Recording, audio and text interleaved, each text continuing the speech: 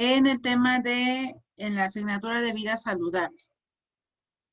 Entonces, ¿qué es higiene alimentaria? Tenemos que la higiene de los alimentos se refiere a las medidas necesarias para garantizar que los alimentos no se contaminen y así conservar la salud de todas aquellas personas que lo consumen.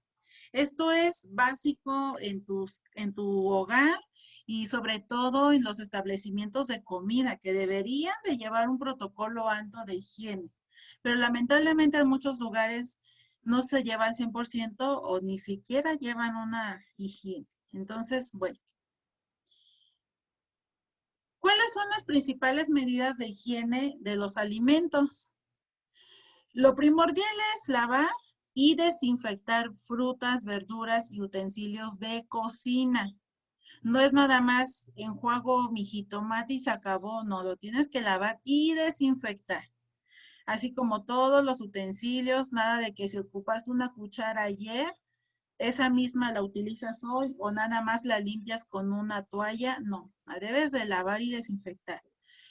Sobre todo también lavarte las manos con agua y jabón antes de preparar los alimentos.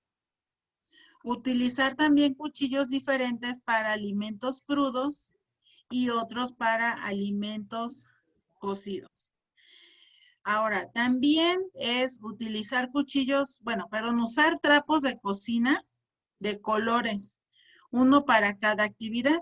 Bueno, eso es lo que se sugiere, para que haya un mayor control de higiene en tus alimentos. ¿Qué debes de evitar? Debes de evitar estornudar frente a los alimentos, picarte la nariz, toser o escupir durante su preparación. De hecho, hasta se dice que también procurar no hablar mientras tú estás preparando alimentos, porque cabe señalar que cada vez que hablamos expulsamos microgotas de saliva y pues de esa forma pues también puedes contaminar alimentos. No preparar también los alimentos si estás enfermo. Tocar alimentos cocidos si no se tienen las manos limpias también lo debes de evitar. Recuerda entonces lavar todos los utensilios utilizados antes y después de preparar tus alimentos. Cocerlos muy bien, mantenerlos tapados y en refrigeración. Entonces, los animales domésticos como son principalmente los perros, los gatos, pueden contaminar los alimentos. Y debe de haber un control alto de plagas como ratas y cucarachas. Entonces, ¿cuáles Maestra, son? Mande. perdón, Sí, dime, Dani. yo le quería hacer un comentario. Ujú. Le quería decir que también en los tianguis, en los mercados donde ponen las rejas para las verduras o frutas, que Ujú. también pueden pasar los perros callejeros y se pueden hacer pipí o los pueden lamer. Ay, sí. Eso también, en los tianguis es una contaminación masiva de alimentos. Aunque hoy en día por lo del COVID le están poniendo plásticos y todo eso, pero no hay una protección al 100%. Es más, ni siquiera en un supermercado hay una protección de alimentos. Por ello es que con mayor razón, tú al comprarlos, porque no estoy diciendo que no vayas a los tianguis o que no vayas a un supermercado a hacer tus compras, pero por esa razón, sabiendo que son muchos los factores que tus alimentos ya van a estar contaminados. Aún así veas, por ejemplo, que te vendan las fresas en unas charolitas y todo eso, no te garantiza, o que ya estén en bolsas, no te garantiza que no estén contaminados. Por eso es que tú llegando a tu casa, sacas tus alimentos, pues a lo mejor separas los que ya están un poquito más maduros que otros, pero lo más importante es lavar y desinfectar. No es de que en el tianguis compré unos jitomates y voy a hacer una sopa. Ah, pues ya nada más los saco, los licúo y ni siquiera los lavé y ni siquiera los desinfecté. Mucha gente tiene la vaga no, vaga no, perdón, tienen la idea de que, bueno, pues son bacterias, al final de cuentas va a hervir, pues ahí se queman y ahí se mueren las bacterias. Mentira, es lo que más te hace después daño. Porque mucha gente sí yo he escuchado que dice, pues que ay, a lo mejor se les pasó a enjuagar, pues no pasa nada. Va a tardar hirviendo como media hora la olla, ahí se quemaron las bacterias. Entonces, no. Simplemente es una disciplina de cocina, la higiene y la desinfección de los alimentos. Entonces, ¿cuáles son los 10 pasos de la higiene de estos alimentos? Alimentos en general. No hablo nada más frutas y verduras, sino las carnes, los lácteos, todo. Primero, no comprar alimentos que huelan o que ya se vean descompuestos o con fecha de caducidad que ya están vencidos. Tú debes de comprar alimentos debidamente etiquetados. Entonces, consuman alimentos recién preparados y de preferencia en casa. Acuérdate que te había dicho que los alimentos que se preparan en la calle, bueno, yo en lo particular no soy de comer en la calle porque no hay unas medidas de higiene. He visto tantas cosas que nada más de acordarme, hasta a mí me da miedo enfermarme un día. ¿Por qué? Porque, por ejemplo, y digo, hay personas que sí van a tener medidas, hay personas que no, pero tú tienes más higiene en tu casa. Te lavas las manos, te las desinfectas y todo lo que quieras. Pero hay personas, por ejemplo, las personas que venden tacos, un ejemplo, le ponen una bolsita al plato o a lo mejor ni le ponen bolsita para cubrirlo. ¿Y qué hace? Con un trapo, yo he visto que limpian los platos y es el mismo plato que le dan a otra persona que llega a comer. Y entonces, si la persona anterior estornudó y todo eso, con ese mismo trapo limpian todos los platos de todo el día que vendieron. Y es el mismo trapo que utilizan para limpiar sus mesas, sus parrillas, sus manos. Entonces, yo en lo particular no soy de andar comiendo en la calle por esas cuestiones. Ahora, son alimentos que también están expuestos. Están expuestos a la contaminación, están expuestos a que pasan los perritos en la calle, están expuestos a que una persona va y estornuda y ya contaminó, o que están manoseando alimentos para degustar y pues no sabemos las otras personas que meten ahí mano si realmente las tienen limpias o que se limpien el sudor de la frente de los que están cocinando y agarren los mismos alimentos o, o fueron al baño y no se lavaron las manos, que sería también algo. Entonces, por esa Maestra, parte es que no es muy recomendable comer en la calle. ¿Qué maestra, pasó? Manda, Daniela. por eso también dicen que también no es bueno comer en la calle, porque es muy Así es. peligroso. Luego también los cocineros también tienen sucias las manos y así parten las cosas. Sí, eso es a lo que voy. Porque una persona que vende en la calle, pues no va a poder estar lavando los utensilios como tú lo haces en casa. Que se tenga que estar lavando las manos a cada rato, pues no tienen dónde. Y aún así fuera un establecimiento de cocina, no luego, perdón, de alimentos, no siempre tienen las medidas, porque son lugares que están bajo presión de todas las ventas que tienen que realizar, tienen que tocar dinero y encima de eso, bueno, cobrar y preparar.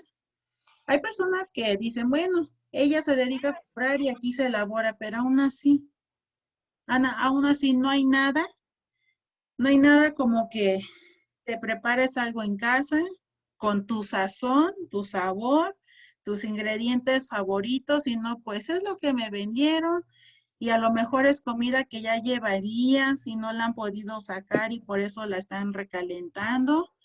Entonces, bueno, son muchas las cosas que implica el comer en casa, fuera, en la calle. Aparte de que, pues no sé si sea más caro, más económico, pero por cuestión de salud, pues más vale no arriesgarse. Entonces, si llegara a ser el caso que tengas que comer en la calle, pues nada más entonces asegúrate de que el lugar cumpla con las medidas higiénicas necesarias. Y bueno, otra de las cosas estando en casa, dentro de la higiene de alimentos, es no almacenar alimentos en el refrigerador sin taparlos. ¿No les ha pasado que a veces tienes en un recipiente, comiste, no sé, mole, un ejemplo, y lo refrigeras, pero no lo cubriste? Y luego comieron pescado y no lo refrigeraron. Luego comieron una gelatina y no se refrigeró. ¿Qué supones tú que va a ocurrir dentro del refrigerador con los alimentos destapados? Se meten todas las bacterias y los olores al alimento que está descubierto, maestra. Así es, se va a impregnar de todos los olores en los alimentos, aparte de que tu refrigerador va a oler horrible porque va a ser una combinación extrema de olores y aparte, bueno, no hay una higiene tampoco ahí.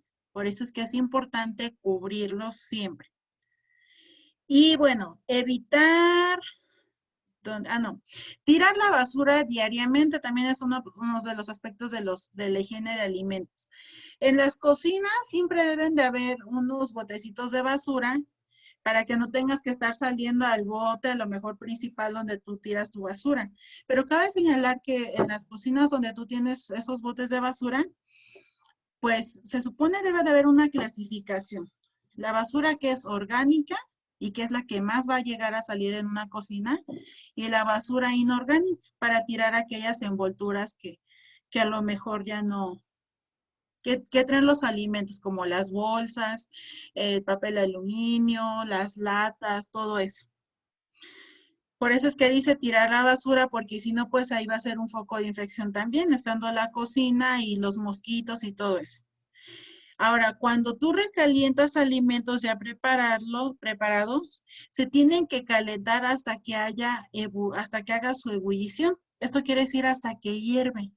No nada más medio calentarlos, hay que no se sienta frío y ya no. Debe de hervir bien. Ahora, evitar también el contacto entre alimentos crudos y alimentos cocidos.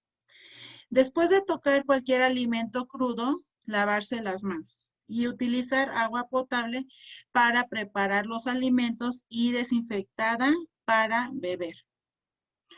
10 pasos principales. Ahora, ¿cómo vas a lavar las frutas y las verduras? En primer lugar, debes de tener en cuenta que lo mejor que puedes hacer para lavar tus frutas y verduras es hacerlo antes de partirlas o de pelarlas. No es de que, por ejemplo, quienes digan, por ejemplo, esto se da más en las lechugas. La voy a picar primero y al final ya la desinfecto. No, porque si la lechuga está sucia, la lechuga, la col, las espinacas, acelgas, todo ese tipo de hoja, traen bacterias, traen tierrita.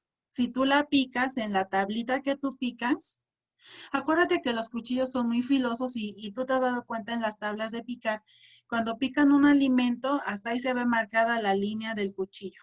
Entonces, eso quiere decir que hay como pequeñas aberturitas en las tablas y donde ahí se pueden incorporar este tipo de bacterias. Y si tú llegas y colocas otro alimento fresco en la tabla, pues simplemente ahí se va a seguir contaminando.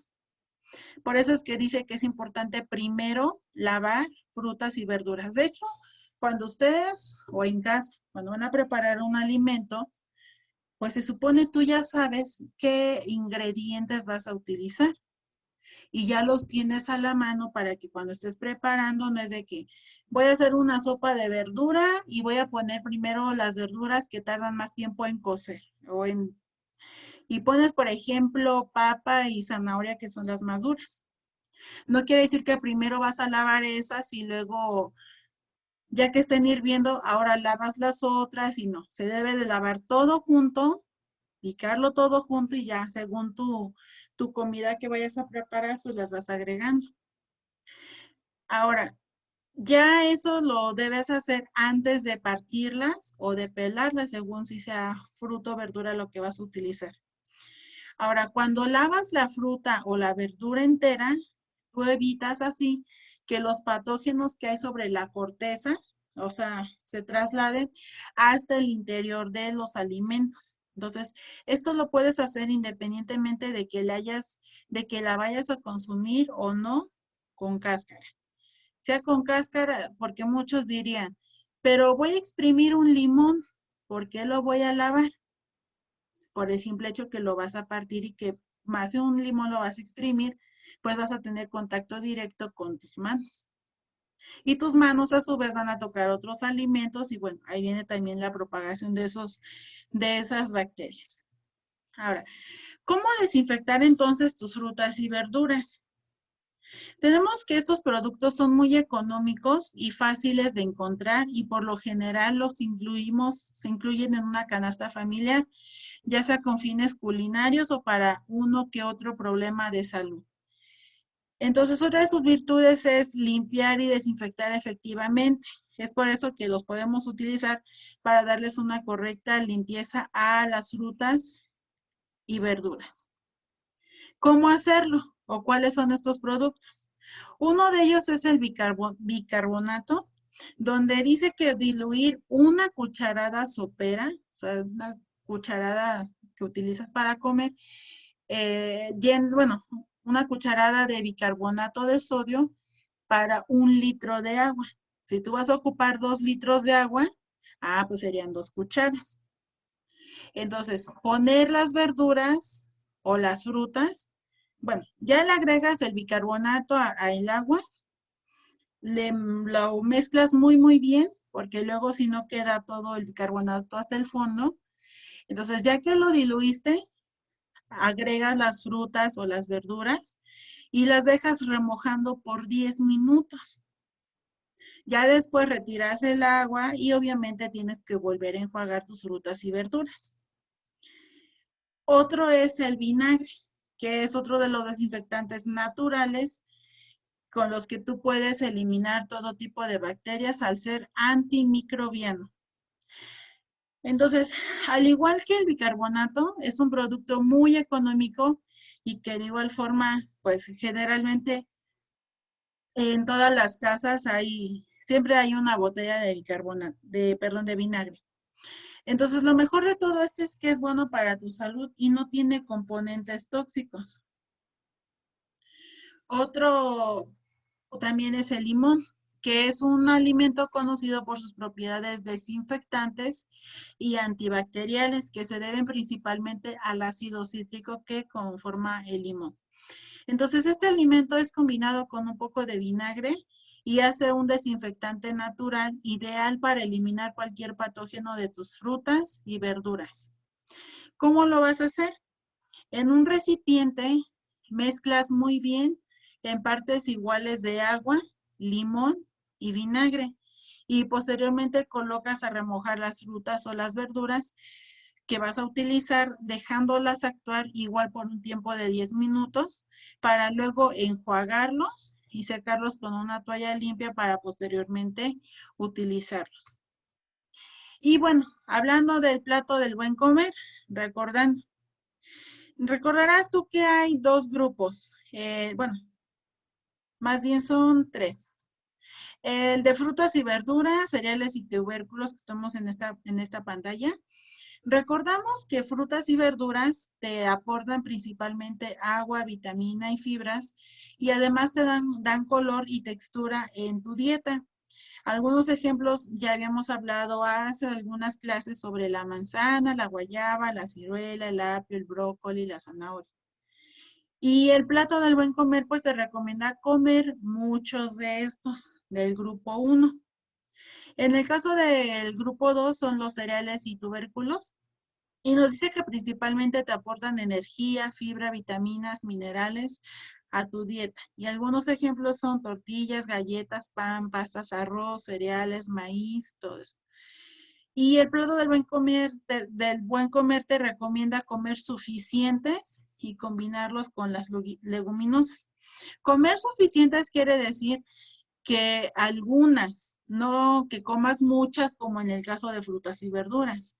Acuérdate que yo te había dicho, si en la mañana comes pan, pues a lo mejor ya en la tarde ya no consumir tanto las tortillas o poner pan, tortilla, pasta, arroz, camote, todo en un solo día, no. Lo Porque ya debes de, comimos harina. así es, porque ya comiste harina. Entonces, a lo mejor para mañana o para pasado mañana lo puedes consumir, pero no saturarte en este grupo. Por eso es que dice, come nada más lo suficiente y se acabó. No que tengas que llenarte nada más de eso. Y según la cantidad también, porque si te comes unas 10, 15 tortillas en un día, imagínate. Ahora, en el grupo 3 tenemos lo que son las leguminosas y los alimentos de origen animal. Entonces dice que este grupo nos aporta principalmente proteínas y grasa. Y el plato del buen comer te recomienda comer poco de esto. Recordando que las leguminosas aportan energía en su contenido de aceite, proteínas de origen vegetal, fibra, hierro, vitaminas. Ejemplo, frijoles, alubias, lentejas, haba y soya. De los productos de origen animal aportan proteínas, hierro, vitaminas y contenido de grasa varían según el alimento. Por ejemplo, el pollo, el pescado, los embutidos, la carne de res. Y bueno, también encuentras la leche, sus derivados que te aportan proteínas, te aportan, perdón, calcio y vitaminas. Entonces, ahora que tú ya conoces estos grupos, lo más importante es que tú incluyas al menos, por lo menos un alimento de cada grupo en cada comida. Desayuno, comida y cena, y tus colaciones que ya habíamos hablado cuáles son. Entonces, y consumir lo menos posible las grasas, el azúcar y la sal, porque esos tres elementos pues te desarrollarían enfermedades que ya no se pueden quitar después. Entonces, lo importante es variar y combinar siguiendo estos dos pasos para que tú logres que tu alimentación mejore y varíe entre los alimentos del mismo grupo y combines alimentos de los diferentes grupos. Aquí tenemos la imagen del plato del buen comer. Y acuérdate también de la jarra del buen beber. Lo menos posible, y si no, y si es posible, mejor no consumir lo que son los refrescos y las aguas de sabor, especialmente las que son de sobrecitos de tank y todo eso, porque son ¿Entra? saborizantes artificiales. ¿Qué pasó, Daniela? Me han dicho que el café es muy malo para los riñones.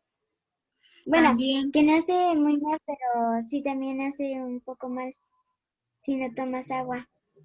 así es. Sí, también es muy fuerte para los riñones, eso es muy cierto, lo del café. De hecho, si te das cuenta, está entre el nivel intermedio de la jarra del buen bebé. O sea, sí lo puedes consumir, pero no tan frecuente. Hay personas a las que nos hace daño tomar mucho café. Yo, por ejemplo, soy una de ellas. Te puedo tomar a lo mejor una taza de café en un día y se acabó. O si no tomo café, pues no pasa nada. Yo soy más de tomar tecitos y todo eso. De cosas calientes eso.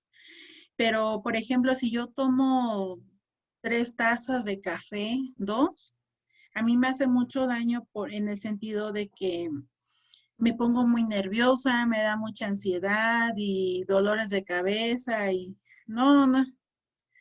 Una ansiedad tremenda que yo padezco si tomo mucho café, porque Luego algunas, es la cafeína la que a mí me hace daño. Dice, no, pero el café natural, simplemente mi organismo no está acostumbrado a consumir tanto café. Y si tomo una taza, pero una taza chiquita, no una taza de medio litro, pues tampoco. Por eso les digo que va dependiendo ahí de por sí, ahí ya depende del organismo de cada quien, pero también sí no es muy recomendable consumir, porque sí, hay ciertas propiedades del café que no son buenas para nuestros riñones. Y acuérdate que el riñón pues es el que se encarga de luego procesar también también. sí. Luego también algunas personas lo toman para no dormir toda la noche y para estar despiertas. Así es. Muchas personas así lo utilizan. Ya les contaré esa experiencia cuando tomé esas 3 tazas de café según para no dormir, porque eran de aquellas ocasiones que teníamos bastante trabajo y yo a ciertas horas de la noche pues ya no toco la computadora por las cuestiones de la vista. Pero sí me pasó que según dije, a ver, para no dormir, porque tenía tanto trabajo que hacer, que se nos acumuló todo. Y tomé precisamente 3 tazas, dije, pues ya, para mantenerme despierta. Pero sí, me mantuve despierta, pero toda la noche, porque de plano ya había terminado y no podía dormir porque era tanta la ansiedad que me provocó el café. Tanto me temblaban hasta las manos, me sudaban las manos, me dolía la cabeza. Sentía como taquicardia son como piquetes en el corazón. Mi respiración era muy rápida. No, o sea, fue algo extraño, nunca me había pasado. Pero bueno, pues eso les digo, bueno, según el organismo de cada quien, pero en mi caso, bueno, el café definitivamente no. Ahora, bueno, recordando lo de la jarra del buen beber, lo que es poco recomendable son los jugos de fruta que habíamos hablado porque también son muy dulces, la leche entera. Obviamente las bebidas alcohólicas o deportivas más bien deberían de estar donde no se recomiendan porque pues luego te causan una adicción.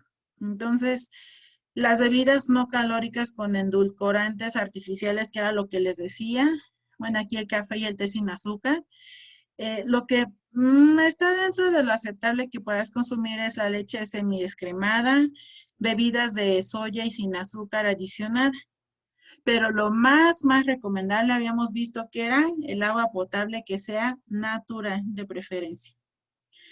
Ahora, la jarra del buen beber te hará percatarte de que algunas de las bebidas que ingieres durante el día son dañinas para tu organismo. Se deben beber de 6 a 8 vasos de agua simple y por el contrario, nada de refrescos o bebidas gaseosas porque es algo que tu organismo no necesita. Entonces, esa es lo que debes de consumir de 6 a 8 vasos de agua natural todos los días y no tomar más de 2 vasos al día de leche semidescremada, bebidas de soya sin azúcar. Tomar máximo 4 tazas de té o café sin azúcar. Máximo, no te está diciendo que de ley deben de ser 4 al día. Si no tomas café, no pasa nada, no es algo que es indispensable para tu vida. Y bueno, no consumir más de 2 vasos de bebidas no calóricas con edulcorantes artificiales como agua con vitaminas o bebidas energizantes. Y también, no, bueno, tomar medio vaso de jugo de fruta 100% natural, leche entera, bebidas deportivas o bebidas alcohólicas. Y bueno, por último, evitar el consumo de todo tipo de refrescos, ya sea de refresco normal o bebidas dietéticas o light. Y por tu salud, pues es importante que sigas estas recomendaciones que se ofrecen bueno, para el cuidado de tu salud. Y debes de cuidar tanto lo que comes como con lo que bebes. Ahora, ¿cuáles son estas enfermedades transmitidas por los alimentos? Hablando si no hubiera una higiene en la preparación. Tenemos que los alimentos, desde su fuente de producción hasta su consumo, tienen que recorrer diversas etapas de un largo camino en el que están expuestos a contaminación y alteración, que era lo que yo te decía, desde que vas y compras y todo eso, los alimentos siempre van a estar expuestos a una contaminación. Entonces, la enfermedad transmitida por los alimentos, y que lo denominamos por las siglas ETA, es el síndrome originado por la ingestión de alimentos, incluida el agua que contienen agentes etiológicos o microorganismos, en cantidades tales que afectan la salud del consumidor. Tenemos que el alimento en sí es todo producto natural o artificial, elaborado o no, y que es ingerido y aporta al organismo humano los nutrientes y la energía necesaria para el desarrollo de los procesos biológicos. El alimento no contaminado es el alimento contaminado es aquel alimento que contiene agentes o sustancias que son extrañas de cualquier naturaleza y que se encuentra en cantidades superiores a las permitidas.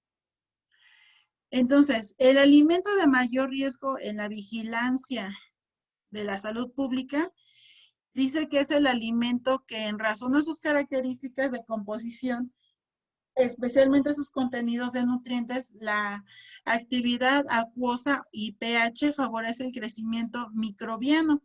Por consiguiente, cualquier deficiencia en su proceso, manipulación, conservación, transporte, distribución y comercialización pueden ocasionar trastornos a la salud del consumidor. Las enfermedades de transmisión... Mande. Ahorita que no sé qué volvamos. Si se nos acaba el tiempo, vuelven a entrar porque sí, en esta clase sí es un poquito, todavía me falta un poquito más. Aunque ya voy en el subtema de las enfermedades. Entonces, bueno, tenemos que las enfermedades de transmisión alimentaria hay de dos tipos.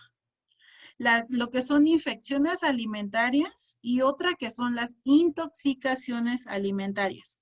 En el caso de las infecciones alimentarias son las enfermedades de transmisión alimentaria que son producidas por la ingestión de alimentos o agua combinados con microorganismos infecciosos tales como las bacterias, los virus, los hongos, los parásitos. Y en el caso de las intoxicaciones alimentarias, de igual forma son producidas por las enfermedades de transmisión alimentaria y esto debido a, por la ingestión de una toxina formada por un microorganismo sobre el alimento previo al consumo de este. ¿Cuáles son las enfermedades frecuentes? El botulismo, que puede causar insuficiencia respiratoria, inclusive la muerte.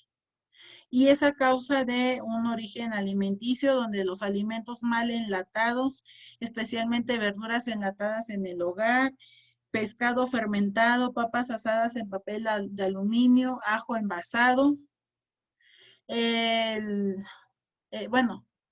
estafilococos, que es envenenamiento por consumo de alimentos con estafilococos y que puede causar náuseas, vómitos severos, dolores abdominales y pueden presentarse diarreas y fiebres. Y esto también es de origen alimenticio, pero es principalmente en carnes de res, ensaladas de papa, huevo, pasteles con crema que no están refrigerados o refrigerados incorrectamente, que era lo que estábamos hablando cuando no cubrimos los alimentos.